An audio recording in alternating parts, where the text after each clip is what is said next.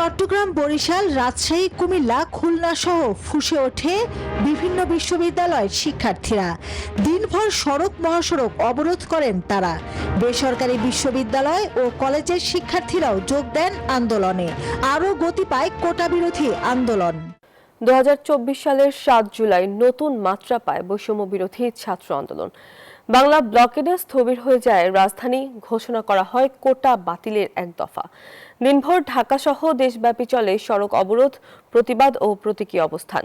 শাহবাগ, কারওয়ান বাজার থেকে চট্টগ্রামের জিইসি, রাজশাহীর সাহেববাজার, খুলনার শিববাড়ি এবং সব জায়গায় একই দৃশ্য। ব্যানার, প্ল্যাকার্ড হাতে বিক্ষুব্ধ শিক্ষার্থীরা। যোগ দেয় বেসরকারি বিশ্ববিদ্যালয়ের শিক্ষার্থীরাও। বাংলা ব্লকেডে উত্তাল হয় দেশের বিভিন্ন বিশ্ববিদ্যালয়। বিস্তারিত মাসুদা লাবনীর প্রতিবেদনে। 2024 সালের 7 জুলাই বাংলা ব্লকেট কর্মসূচি। বৈষম্যের বিরুদ্ধে একজোট হয়ে রাজপথে নামে হাজার হাজার শিক্ষার্থী। ঢাকা থেকে চট্টগ্রাম, রাজশাহী থেকে সিলেট, ছাত্র আন্দোলনে উত্তাল হয় সারা দেশ।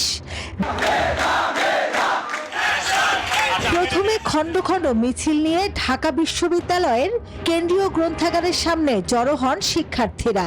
পরে শাহবাগ মোড় অবরোধ করেন তারা।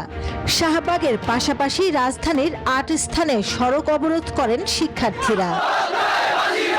চট্টগ্রাম, বরিশাল, রাজশাহী, কুমিল্লা, খুলনা সহ ফুঁসে ওঠে বিভিন্ন বিশ্ববিদ্যালয়ের শিক্ষার্থীরা। দিনভর সড়ক মহাসড়ক অবরোধ করেন তারা। বেসরকারি বিশ্ববিদ্যালয় ও কলেজের শিক্ষার্থীরাও যোগ দেন আন্দোলনে। আরও গতি পায় কোটা বিরোধী আন্দোলন।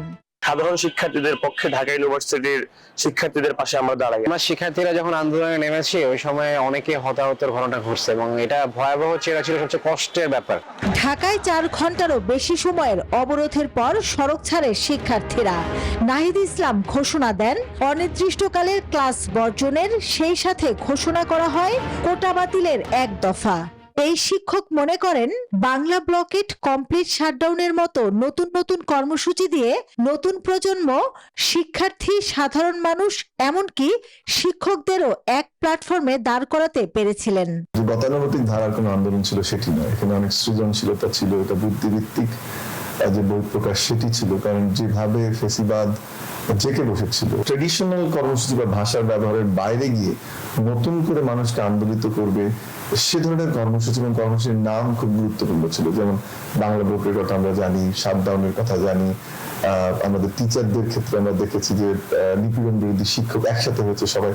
রাজনৈতিক বিশ্লেষকদের মতে বৈষম্য বিরোধী সেই লড়াই এখনো শেষ হয়নি, তবে বৈষম্যহীন বাংলাদেশ গড়ার দুয়ার এখনো খোলাই আছে। একটা গ্রুপ এটাকে কুক্ষিগত করার চেষ্টা করেছে এবং যার ফলে আমরা যে লিবারাল ইনক্লুসিভ ডেমোক্রেসি প্রস্তুত করার কথা বলেছিলাম সেই জিনিসটা হয়নি। এই ব্যাপারে আমার কোনো দ্বিমত নেই, কিন্তু একই সাথে এটাও সত্যি যে এটা যে শুধু বাংলাদেশের ক্ষেত্রে ইউনিক একটা সিচুয়েশন তা না। গণ অভ্যুত্থান পরবর্তী অনেক রাষ্ট্রই এরকম একটা সিচুয়েশনের মধ্যে দিয়ে যায়।